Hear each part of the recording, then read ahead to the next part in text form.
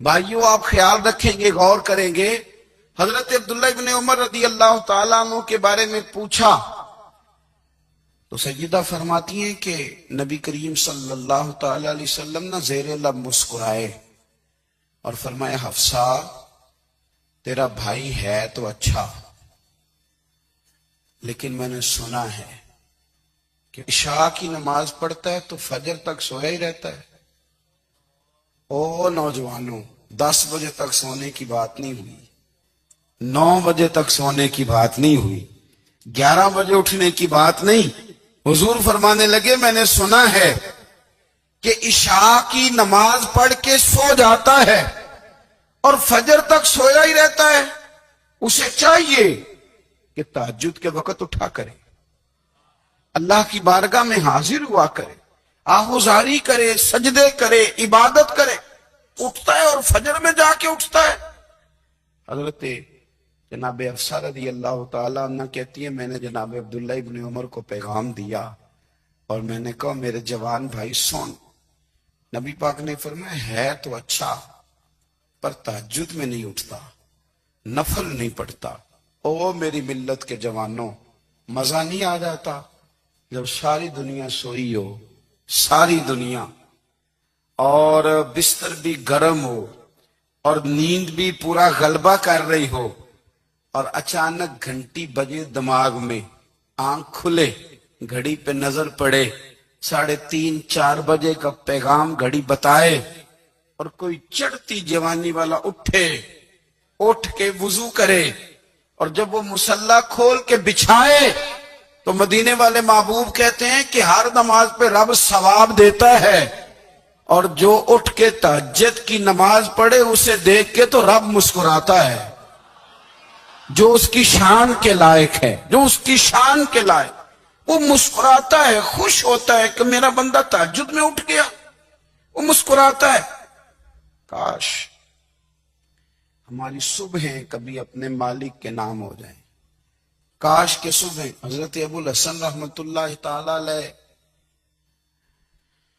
حضرت معاذ ابن جبل رضی اللہ تعالیٰ عنہ کے پاس بیٹھا کرتے تھے، فرماتے ہیں ان سے جو پیار بڑھا تو پھر میرا مصلی سے بھی بڑھ گیا۔ تابعی ہیں، فرماتے ہیں صحابی رسول سے محبت ہوئی تو ذکر سے بھی ہو گئی، پھر درود شریف سے بھی ہو گئی،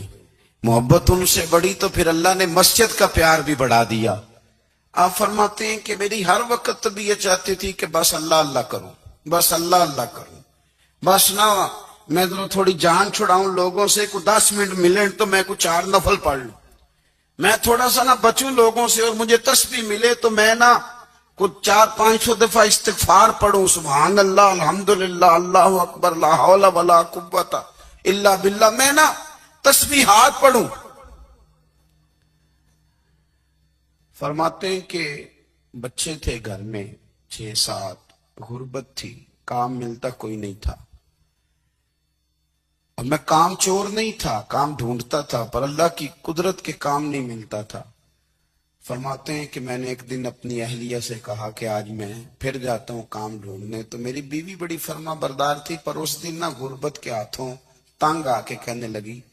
آج نانا کوئی تو چیز لے کے آیا، تو مجھ سے بچوں کی بھوک نہیں دیکھی جاتی ہے، سب روگاں دا روگ محمد جس دا نام غریبی، کانڈ بلا کے لنگ جاندے نی دوست یار قریبی، آج نہ کچھ لے کے آیا تو میں بچے لے کے چلی جاؤں گی۔ شیخ فرماتے ہیں کہ میں بڑا پریشان گھر سے نکلا، پر میں نے صبح سے لے کے زور تک کام ڈھونڈا، کام ملا کوئی نہیں، تو میرے دل میں خیال آیا چلو کام نہیں ملتا تو اللہ اللہ تو کرے نا، چلو بندوں کی مزدوری نہیں ملتی تو رب کریم کی عبادت ہی کرتے ہیں۔ فرماتے ہیں کہ میں نے نا فرات کے پانی سے وضو کیا، نہر کے، شدید دھوپ تھی، ساتھ ریت تھی اور ریت تپ رہی تھی،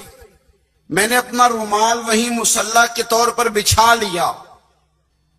اور فرماتے ہیں کہ زور سے لے کر عصر تک نماز پڑھی، دھوپ بھی پورے زور پہ، پر میرے سجدے کا ذوق بھی پورے زور پہ۔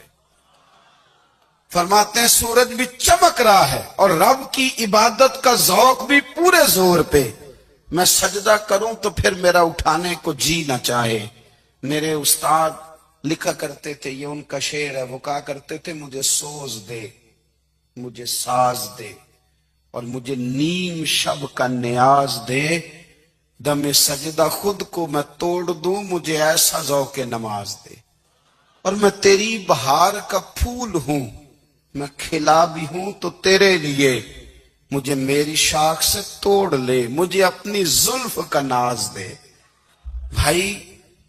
فرماتے ہیں کہ عصر تک میں نے نفل پڑھے، دل ڈھلنے لگا، عصر کی نماز پڑھی اور میں وہاں سے چلا۔ اب میں جب نکلنے لگا تو دل میں خیال آیا کہ چھوٹی چھوٹی دیواریں ہیں گھر کی، بغیر کچھ لیے جاؤں گا تو بیوی دور سے دیکھے گی تو شور کرے گی کہ پھر خالی ہاتھ آ گیا ہے۔ کہتے میں نے اپنے اسی رومال میں جس پہ میں نے نماز پڑھی تھی نا، رومال میں کی عقیدے پنجابی جی صافہ، کہتے ہیں اسی میں نا میں نے کچھ ریت بھر لی کہ وہ دور سے دیکھے گی تو سمجھے گی کچھ لے کے آیا ہے، چلو جا کے اسے بتا دوں گا کہ آج پھر مزدوری نہیں ملی۔ کہتے ہیں وہ ریت لے کر جب میں گھر میں گیا تو پہلے بیوی دروازے پہ کھڑی ہوتی تھی، پوچھتی تھی خالی ہاتھ آ گئے ہو؟ آج میں نے دیکھا تو ہے ہی کوئی نہیں۔ فرماتے ہیں میں اندر داخل ہوا، سلام لیے کونے میں نے وہ رومال رکھ دیا اور میں نے آواز دی کہ بھلی مانس کہاں ہو؟ تو وہ کہنے لگی آپ منہ ہاتھ دھو لیں، میں روٹی لے کے آئی۔ میں نے کہا روٹی کہاں سے آ گئی؟ یہاں تو کئی دنوں کے فاقے، تو کئی دنوں کی غربت ہے، یہاں تو اس گھر میں تو فقیری ہے۔ فرماتے ہیں کہ وہ روٹی لے کے آئی اور اس وقت کی جو موجودہ نعمتیں تھی، سمجھ لیں سلاد، اچار، ہر چیز ساتھ لائی۔